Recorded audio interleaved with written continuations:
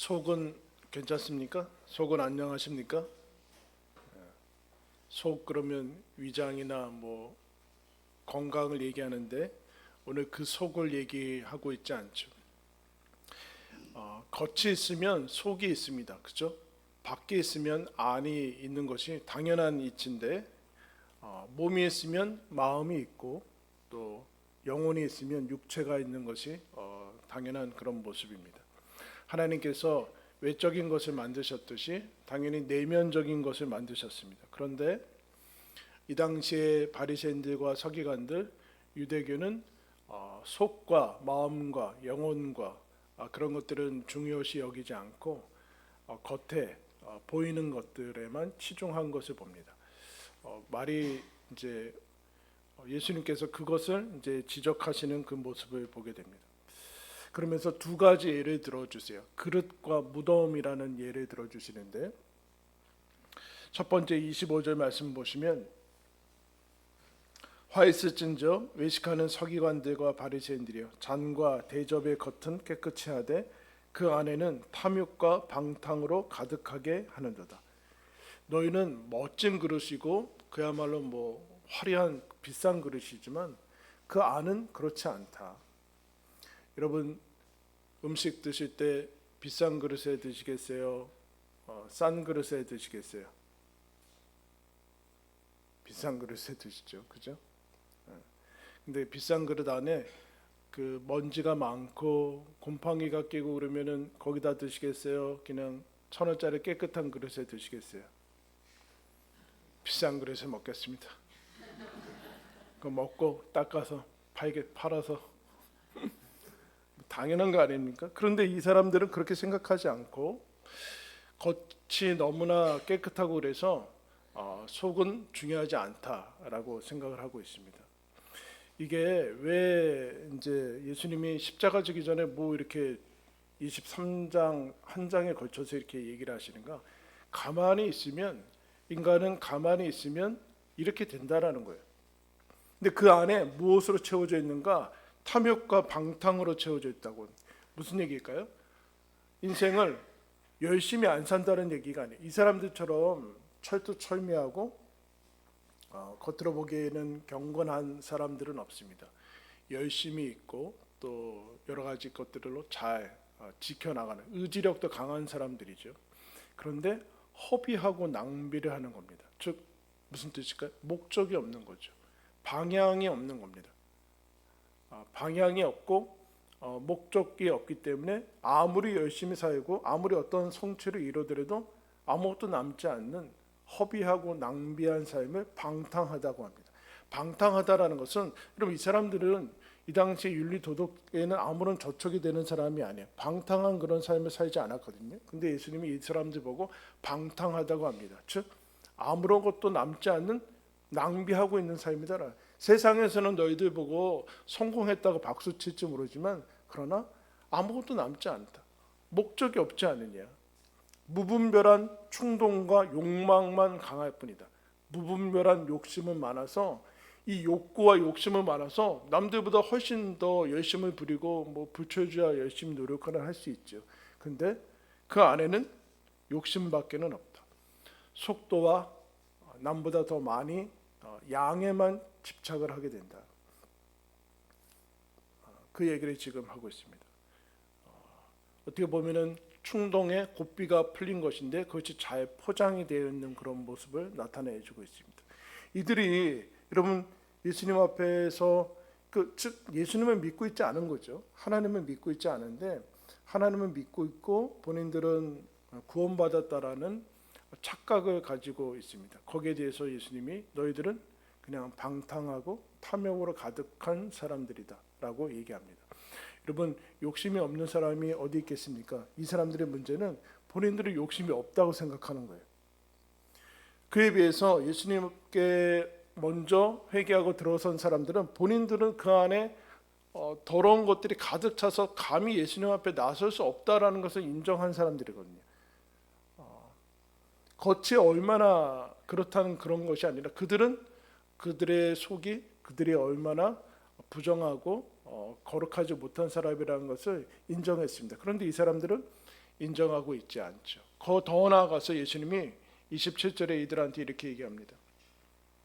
화 있을진저 외식하는 서기관들과 바리새인들이여 회칠한 무덤 같으니 겉으로는 아름답게 보이나 그 안에는 죽은 사람의 뼈와 모든 더러운 것이 가득하도다. 이와 같이 너희도 겉으로는 사람에게 옳게 보이되 안으로는 외식과 불법이 가득하도다. 여러분, 우리가 예전에는 동네 뒷산도 있고 그래서 무덤이 가까웠는데 이제 무덤이 없죠. 무덤이라는 것이 없고 다 화장도 많이 하고 그러는데, 무덤이 어떻게 생겼어요? 우리나라는 이렇게 산에 있으면 이렇게 본봉이 이렇게 올라가 있죠. 그래서 올라가 있어 거기에 이제 때라고 그러네. 잔디로 이렇게 입히죠. 뭐 멋지게 비석을 세우고 뭐 그러기도 하지만 어쨌든 우리나라는 땅 위에 솟아 있습니다. 근데 유대인들은 그냥 그 땅에 어떤 그 집 같은 그런 것에 돌로 이렇게 막아놨죠. 예수님 돌 같은 거를 막아놔서 그 안에 이제 시체를 집어넣고 문을 닫고, 누구나 다 그 안에 무덤인 것을 알고 있죠. 그런데 무덤인 것을 이제 포장하기 위해서 그 앞에 아주 멋진 페인트 칠을 해요. 예를 들면 회칠한다는 것이 그렇죠. 그 겉에 뭐 페인트 칠을 했지만 그 안에는 뭐예요? 시체가 썩어가고 있는 것이죠. 무덤이다. 너희들은 무덤이다. 그렇게 얘기를 하고.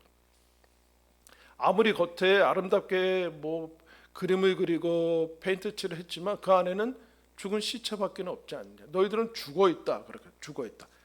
죽어서 부패하고 썩어 있고 더러운 것이 가득하고 외식과 불법이 가득하다라고 얘기합니다. 근데 여러분, 이 문제는 뭐냐면 왜 이들이 본인도 속고 남도 속을 수 있냐라면은 사람들은 눈에 보이는 것에 약해요. 마귀도 광명의 천사라고 속입니다. 빛이 나는 천사라고 속이니까 사람들은 겉의 화려함에 다 넘어가요. 그래서 여러분, 어떤 그 외적인 것과 첫인상이나 옷차림 이런 거에 보면은 사람이 무장해제가 되죠. 사기꾼들한테도 그렇게 돼요. 우리는 육안을, 이 육신의 눈은 사람을 통과해서 볼 수가 없습니다. 그리고 이들이 속는 이유는 뭐냐면은 사람들이 박수를 쳐서 그래요. 겉에 이제 안 보이니까 그야말로 열심히 형식적인 거 잘 하다 보면은 사람들이 옳다. 저 바리새인들과 서기관들이 너무나 옳은 사람들이다라고 얘기하니까 스스로, 그리고 사람들도 속게 되는 거죠. 여러분들 속은 어떻습니까? 속 뒤집어 놓으면, 겉하고 속 뒤집어 놓으면 신자예요, 아니에요? 우리가 하나님께서 만약에 하루 정도의 시간을 줘서 우리 이 눈을 통해서 서로의 속과 속마음을 알아볼 수 있다고 하면은 다음 주에 올 수 있을까요? 어때요? 우리가 사도신경에 이렇게 고백합니다. 예수님이 다시 오실 때 산자와 죽은 자를 구별하신대요. 그러면 여러분, 지금 살아있다는 사람이에요? 이미 죽은 사람은 죽은 사람이에요? 그 얘기하는 거 아니죠? 산자와 죽은 자, 그 안에 속이 살아있는 사람이냐, 안에는 속은 죽은 사람이냐를 나누. 너는 누구냐? 이 바리새인들과 서기관들은 당시에 잘 신앙인으로 여겨졌는데 예수님을 믿고 있지 않습니다. 믿고 있는 척을 본인도 속고 있는 거죠. 근데 예수님이 너희들은 무덤이다라고, 이제 죽어 있다라고 얘기를 해주고, 이것이 여러분 가능하다라는 거예요. 가능하다. 요한계시록에 보면 사도교회한테 너희들은 살아있으나 죽었다라고까지 얘기하잖아요. 그 속이 어떤 모습이냐라, 속이. 그러면 어떻게 할 것인가의 문제죠. 여러분, 예수님이 십자가 지신 곳을 뭐라고 그래요? 골고다라고 하죠. 골고다의 뜻이 해골이라는 뜻이에요. 그래서 사람들이 얘기하기를 왜 해골이라는 것으로 지명을 했을까? 거기에 시체를 하도 갖다 많이 묻어가지고 해골이 많아서 해골이라고 그랬을 것이다. 뭐 모양이 해골같이 돼서 해골이라고. 어쨌든 간에 예수님 십자가 지신 곳은 해골이라는 것입니다. 예수님이 십자가 지면서 그 저주와 이제 수치, 그리고 예수님이 묻히신 그 무덤을 예수님으로 말미암아 십자가는 영광이 되고, 빈 무덤이, 그 죽음이 생명으로 바뀌는 것. 즉 예수 그리스도가 속 안에 들어가 있지 않으면 죽은 사람이다. 예외가 없다.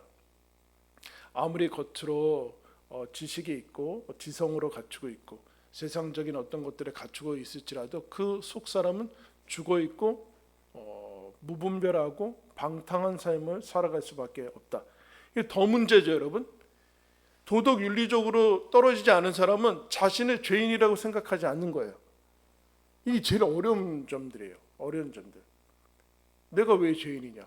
하나님에게서 끊어져서 이미 사망이 내 안에 여러분 점점 이미 죽었고 영적으로는 죽었고 죽어가고 있는데 본인이 생명이 있다라고 자꾸 착각을 하게 되는 것이 문제인 것이죠. 그럼 어떻게 할 것인가? 오늘 우리가 읽은 말씀에 26절 후반절에 이렇게 얘기하고 있습니다. 눈먼 바리새인이여 너는 먼저 안을 깨끗이 하라. 그리하면 겉도 깨끗하리라. 예수님이 얘기를 해주고 있어요. 어떻게 할 것인가? 안을 속을 깨끗이 해야 된다. 그래서 성경은 흔히 그런 얘기를 속사람이라고 얘기를 해요. 속사람, 겉사람, 속사람 그렇게 얘기를 하는데 속사람을 어떻게 깨끗이 할 것인가? 깨끗이 할 것인가? 디모데전서 4장 5절에 이와 같은 말씀이 있습니다. 하나님의 말씀과 기도로 거룩하여 짐이라. 하나님의 말씀과 기도로 우리 안에 속사람과 마음과 영혼을 거룩하게 할 수 있는 것은 유일하게 말씀과 기도밖에 없다. 여러분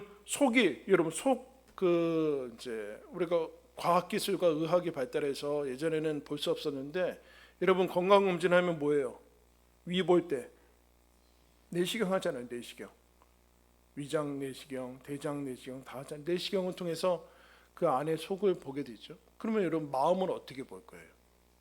마음은 내 마음의 상태가 어떤지는 무엇으로 볼 것이냐라는 내시경이 있냐라는 말씀과 기도로 거룩하여진다라고 얘기하고 있습니다. 그래서 그 말씀 앞에 디모데전서 6장에 이렇게 얘기하는 말씀이 없을 때 어떻게 되는가?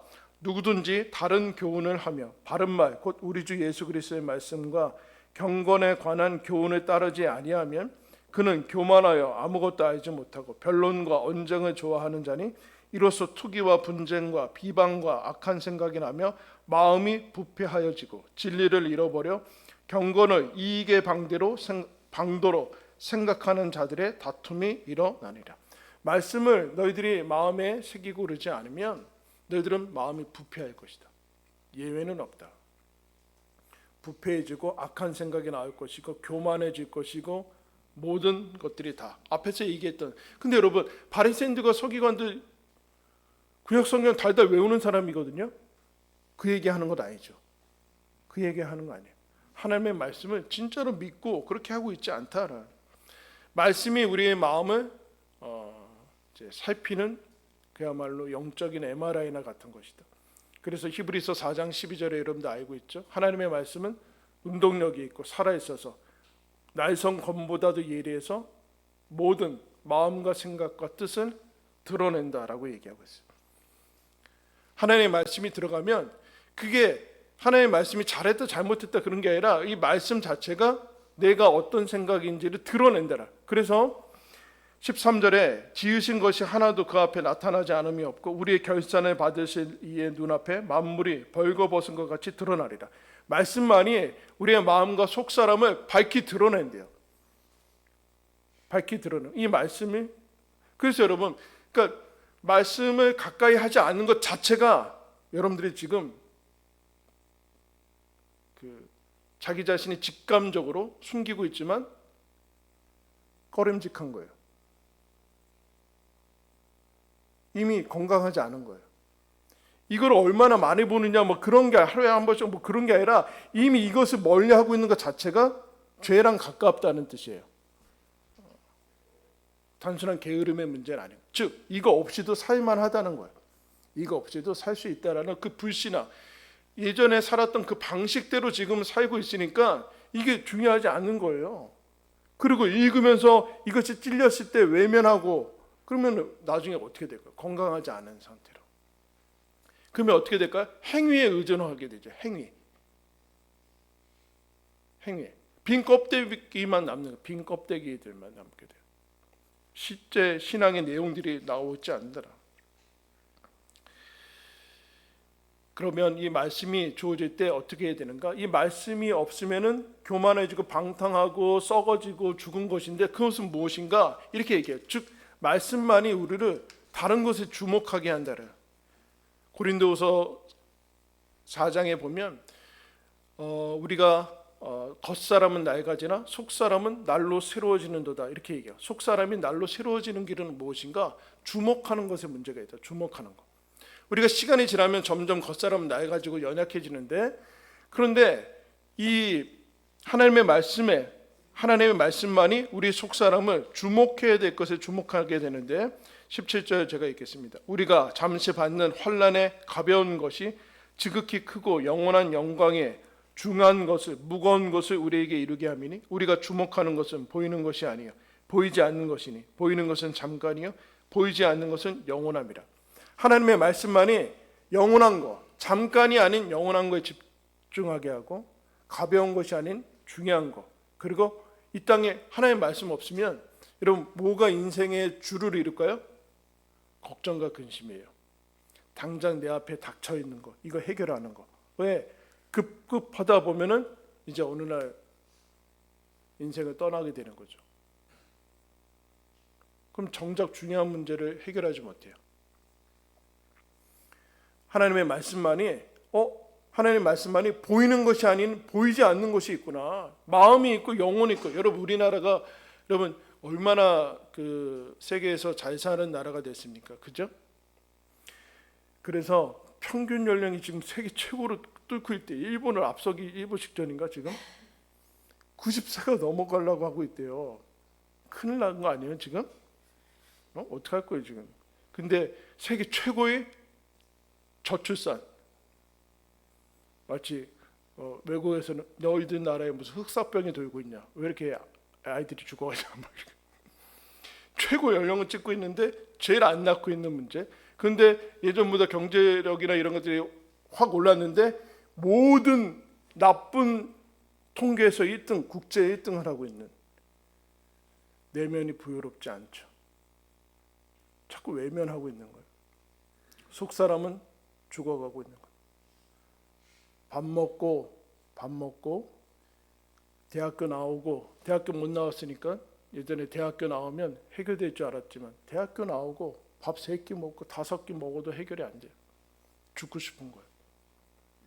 그래도 결혼하고 싶지도 않고 결혼해도 애 낳고 싶지 않은 거예요. 사는 게 싫은 거죠. 그런데도 이것이 어떤 팽창으로 이루어질 수 있다라고 자꾸 우기고 있는 거죠. 보이지 않는 것. 그러면 하나님의 말씀이 없으면 보이는 것에만 집착하는 것, 보이는 것에만 집착하고 걱정과 근심과 내 문제에만 집착하고, 그리고 이 땅에만 집착하게 돼요. 이 땅에만, 인생만 어떻게 제대로 끝나면은 될 것 같다라는 생각을 하게 되는데, 그렇지 않고 하나님의 말씀만이 영원한 것이 있구나, 보이지 않는 것이 있구나, 하나님이 계시는구나, 영광이 있구나. 이 땅에 우리가 다가오고 있는 영광에 비하면 이 지금의 환난은 아무것도 아니구나. 속이 있구나. 하나님의 말씀만이. 그래서 여러분 이거 읽으면 무슨 생각이 드는가? 하나님의 말씀을 읽으면은 겉에 집착하고 그런 사람들은 하나님의 말씀이 있으면 허황돼 보여. 뭐 하나님의 나라나 뭐 보이지 않는 거, 지금 제일 중요한 게 그거냐, 보면서 하나님의 나라, 영생으로 뭐 그런 게 뭐가 중요하냐라고. 이미 건강하지 않은 거예요. 지금 건강하지 않는다는 거 아니에요 지금? 바리새인들은 죽었어요. 이미 죽었어요. 다 세상 거 다 가지고 종교적인 것까지 다 가졌는데 너희들은 죽었다. 어떻게 할 거냐? 하나님의 말씀만이 우리를, 너희 주목하는 것에 문제가 있다. 눈에 문제가 있다. 눈먼 바리새인들이라고 하잖아요. 눈이 멀었다. 보이는 것에만 집착한다. 보이지 않는 거 눈에 안 보고 있다. 보이지 않는 거. 하나님의 말씀만이 보이지 않는 것에 눈을 뜨게 한다. 그 다음에 기도에 대해서 얘기하고, 여러분 에베소서라는 말씀 우리 찾겠습니다. 뒤에 신약성경 에베소서 3장.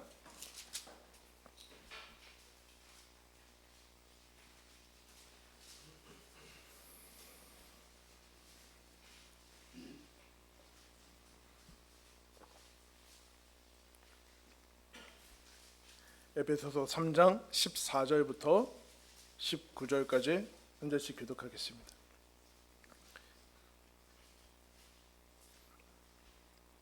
이러므로 내가 하늘과 땅에 있는 각 족속에게 그의 영광의 풍성함을 따라 그의 성령으로 말미암아 너희 속사람을 능력으로 강건하게 하시오며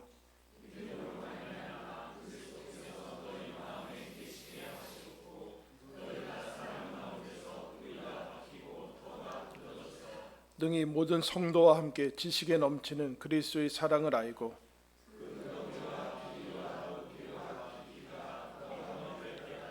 하나님의 모든 충만하신 것으로 너희에게 충만하게 하시기를 구하노라.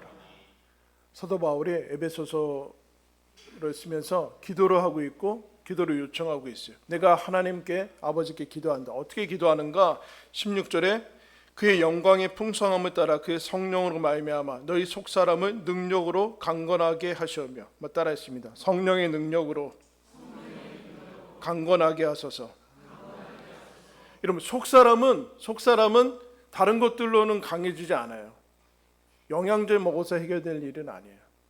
속사람은 내 영혼과 마음을 지키고 굳세게 하는 것은 하나님의 능력밖에는 없다. 하나님을 힘입어야 된다.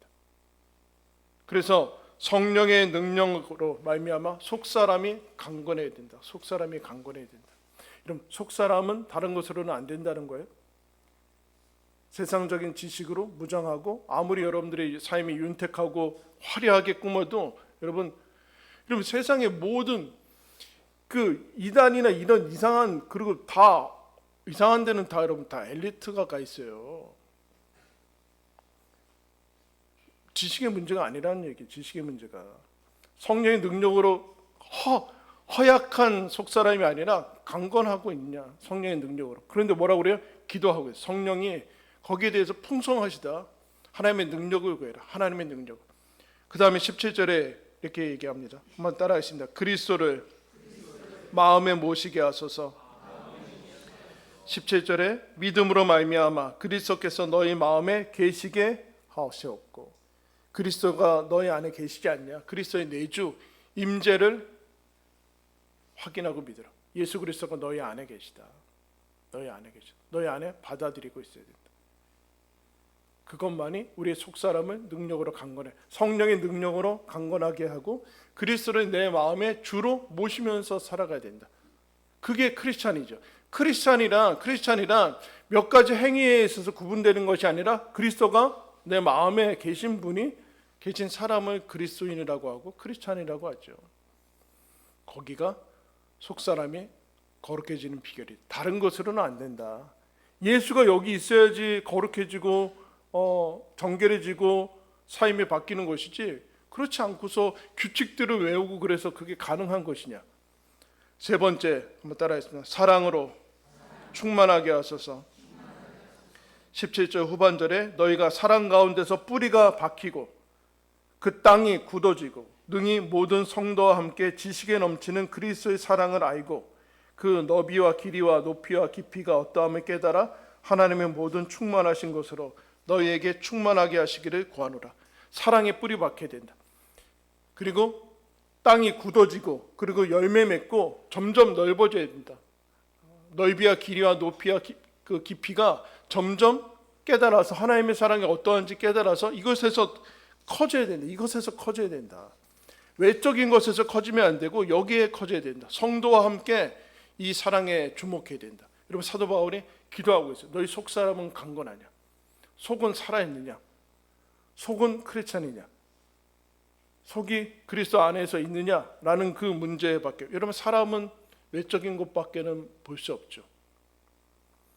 근데 하나님께서 그 먼저 너희 속을 깨끗이 하라라고 말씀을 여기가 출발점이고 여기가 열쇠다라고 얘기를 해주고 있습니다.